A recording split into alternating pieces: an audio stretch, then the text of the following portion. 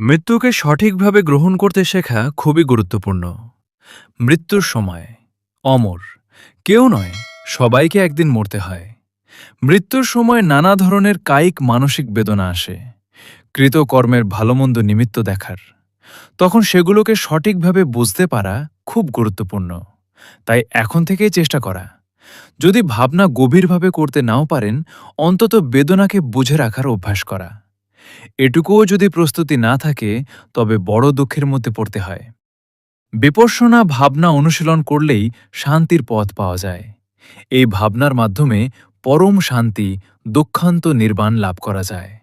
তখন আর চিন্তা করতে হবে না, আমি মরলে কোথায় যাব, মরার পর কি হবে, এই সংশয়ও থাকবে না। মৃত্যুর ধরন বেদনাকে না বোঝা অজ্ঞান মৃত্যু।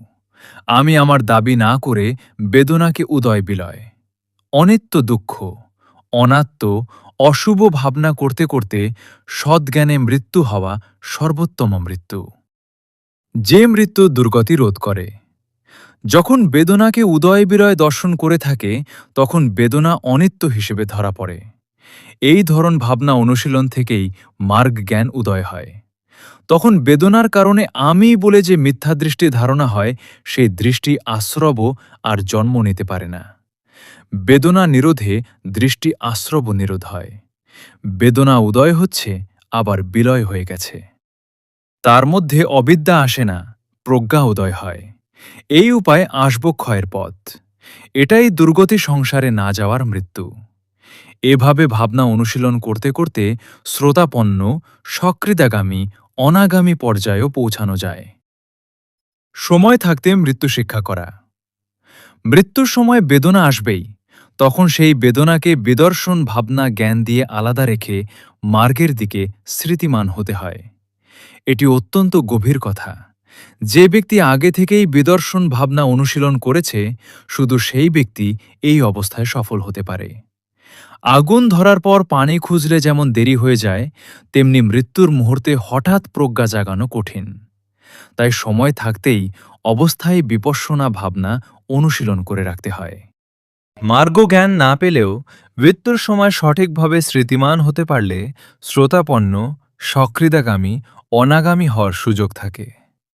এই পঞ্চস্কন্ধ দেহমনকে আর না চাও জ্ঞান। এই জ্ঞান মৃত্যুর আগে অর্জন করতে হয়। মৃত্যুর মুহূর্তে হঠাৎই জ্ঞান আসে না। তাই আগে থেকেই নাম রূপ তথা বেদনাকে না চাওয়া প্রজ্ঞাকে উন্নত করতে আপ্রাণ চেষ্টা করা। আসলে দেহমনকে ত্যাগ করে আর অন্য নতুন দেহমনকে না পাওয়াটাই সর্বোত্তম মৃত্যু। যে দেহমনকে চায় না, সে আর অন্য নতুন জন্ম পায় না। সে দেহমন নিরোধময় নির্বাণ লাভ করে। উপকৃত কথা, বাঁচতে শেখার চেয়ে মরতে শেখা বেশি গুরুত্বপূর্ণ। আসক্তি নিয়ে মরলে উপাদান, কর্ম, পুনর্জন্ম আবার আসবে। কিন্তু অনাসক্ত মনে মারা গেলে পুনর্জন্ম আর হবে না। তখন অজাত অর্থাৎ জন্মহীন নির্বাণ লাভ হবে। সবার কল্যাণ হোক।